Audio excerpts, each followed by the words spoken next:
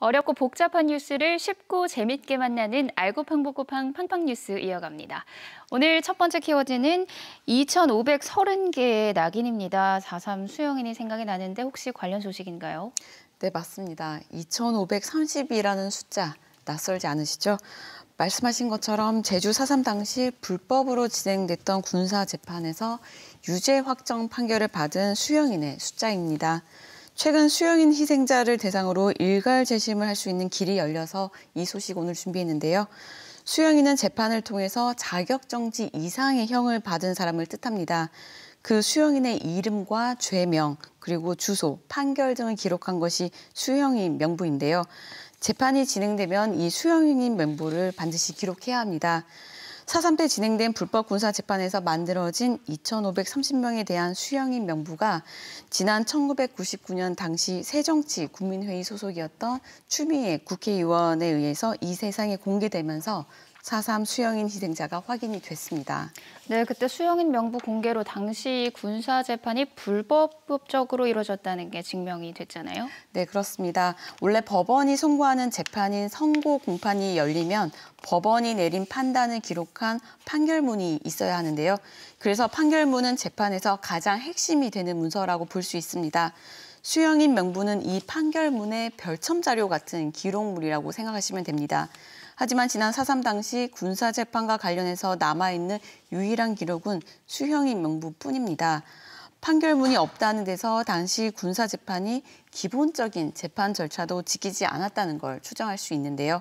다시 말해서 이 재판들이 정식 절차를 따르지 않았다는 거죠. 이 부분은 지난 2019년 생존 수영인 18분이 공소기각 판결을 받는 데 주요한 역할을 합니다. 네, 기자님, 사실 이 군사재판을 받은 분들이 군인이 아니고 일반 도민이었잖아요. 그런데 이분들은 왜 군사재판으로 받은 건가요? 네, 말씀드리기 앞서서 우선 당시 진행된 재판 유형을 좀 소개해 드릴 필요가 있는데요. 크게 세 가지로 나눠집니다. 민간인을 대상으로 하는 일반 재판, 이게 우리가 보통 말하는 재판이라고 생각하시면 되고요. 또 군사재판이라고도 하는 군법회의가 있습니다. 이건 군에 있는 군인과 또 군에 소속된 공무원을 대상으로 군사법원에서 군법에 따라 진행되는 재판인데요. 그리고 마지막으로 민간인을 대상으로 진행된 군사재판이 있었습니다. 이 마지막에 민간인 대상의 군사재판이 1948년 12월과 1949년 7월 이렇게 두 차례에 걸쳐서 열렸는데요. 이때가 한반도 이남에 남한 단독 정부가 수립된 직후에 제주도에 계엄령이 내려져 있을 때였습니다. 4.3과 관련해서 끌려온 사람들이 수천 명에 이르는데 이 사람들을 한꺼번에 회부해서 재판을 진행할 수 있는 방법이 바로 군사재판 방식이었던 겁니다. 그래서 당시 정부와 군 당국은 계엄령을 명분으로 군형법을 민간인에게 확대 적용해서 군사재판을 열었습니다. 네, 군사재판을 받은 수영인의 경우에는 대부분 내란죄, 국방경비법 위반이 죄목이라서 선고받는 형이 엄청 무거웠던 걸로 알고 있어요. 네, 그렇습니다. 사실 불법으로 진행된 것만이 문제가 아니라 말씀하신 것처럼 군사재판에 회부된 사람들의 죄목이 중대범죄에 해당하기 때문에 형량이 매우 무거웠는데요. 그래서 사형이나 5년 이상의 징역형이 많았습니다. 이 중 징역형을 받은 사람들은 감옥에 수감해야 하는데 그때 제주도에는 형무소가 없었거든요. 그래서 육지부의 다른 형무소로 다들 이송이 됐는데 어떤 분은 타지에 있는 감옥에서 병들어 돌아가시기도 하고 또 어떤 분은 타지에서 총살형을 당하기도 하고 또 어떤 분은 한국 전쟁이 일어나면서 행방불명이 되기도 했습니다. 또 억울한 옥살이를 하고 살아서 돌아왔다고 해도 평생을 죄인이라는 낙인 때문에 고통 속에서 사셔야 했습니다. 네, 많이 늦었지만 그래도 이 수영인분들이 용기를 내서 지난 2017년 불법 재판을 무효화하는 재심 청구를 냈습니다. 그리고 2년 후에 의미 있는 결과를 얻었죠. 네, 맞습니다. 지난 2019년 1월 17일 이날은 우리나라 재판사에도 길이 남을 중요한 판결이 내려졌는데요. 국가를 상대로 재심을 청구한 생존 수영인 18분에 대해서 공소 기각 판결이 내려졌습니다. 공소라는 건 검사가 형사사건에 대해서 법원에 재판을 청구하는 걸 말하고요. 이걸 하려면 공소사실이 있어야 합니다.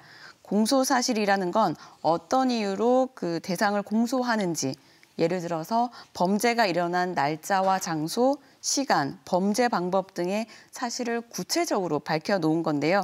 그런데 불법 군사 재판에선 이 공소 사실조차 존재하지 않는 것으로 알려져 있죠. 애초에 죄가 없는 M1 사람들을 잡아다가 재판에 회부했다는 걸 재판부가 인정하고 공소 자체가 무효라는 공소기각 판결이 나오게 된 겁니다. 네, 수용인이 재심을 통해서 개별적으로 명예를 회복하는 건 많은 어려움이 있습니다. 그래서 지난 3월에 개정된 제주 4.3 특별법에 불법 군사재판으로 피해를 입은 수용인들을 구제할 수 있는 방안을 마련했죠. 네, 그렇습니다. 지난 3월 개정된 제주 4.3 특별법에 추가된 특별 재심과 직권 재심 조항이 바로 그 구제 방안이라고 볼 수 있는데요. 특별 재심 조항에는 당시 군사 재판으로 유죄 확정 판결을 받은 사람이 재심을 청구할 수 있다고 명시하고 있습니다. 보통 재심을 청구하려면 여러 요건을 갖춰야 하는데요. 불법 군사 재판이라는 것만으로도 그 요건이 갖춰졌다고 보는 겁니다. 그리고 직권 재심 조항은 제주 4.3위원회가 불법 군사재판 수용인의 유죄 판결에 대해서 법무부 장관에게 직권 재심 청구를 할 수 있다고 명시하고 있는데요. 다시 말해서 수용인 당사자가 재심 청구를 하는 게 아니라 제재 조치를 가했던 법무부가 직접 재심 청구를 하도록 한 겁니다. 네, 법무부에선 얼마 전까지 이 수용인 일괄 재심은 어렵다는 입장이었던 걸로 알고 있어요. 그런데 입장이 좀 바뀐 것 같네요. 예, 그렇습니다. 법무부에서는 제주 4.3 특별법에 희생자로서라는 표현이 있기 때문에 희생자로 결정된 수용인에 한해서만 특별 재심과 직권 재심을 적용하겠다는 입장을 밝혀왔었는데요. 군사재판 수용인 2,530명 가운데 4.3 희생자로 결정되지 못한 분이 약 600여 명에 이른다고 합니다. 이분들을 그 재심 대상에서 배제하겠다는 뜻이었는데요. 하지만 다행히 지난 22일 법무부가 입장을 바꿨습니다. 4.3위원회의 권고에 따라서 2,530명 전부에 대해서 일괄 재심을 청구하겠다고 밝힌 건데요.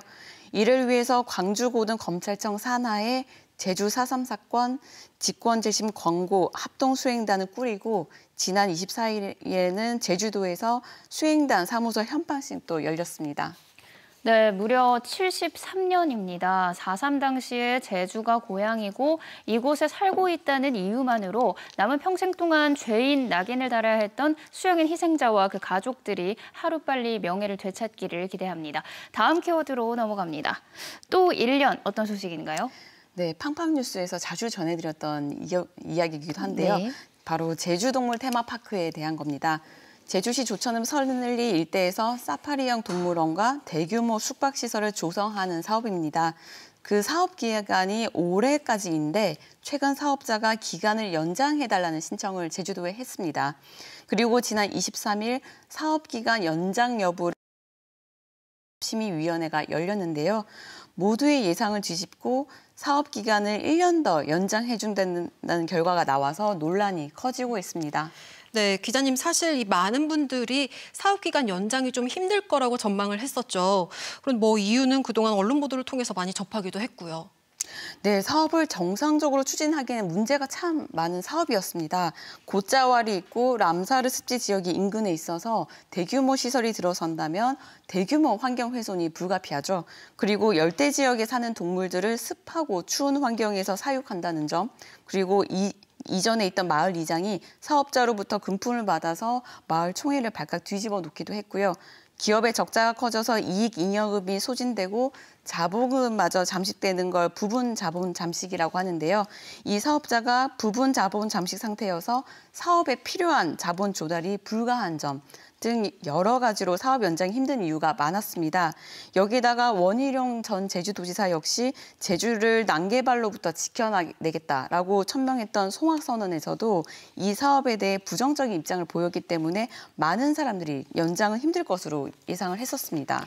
네, 그런데 이런 상황에서 어떻게 허가가 난 건가요? 네, 사업자는 기간 연장을 명분으로 사업 계획을 일부 수정했는데요.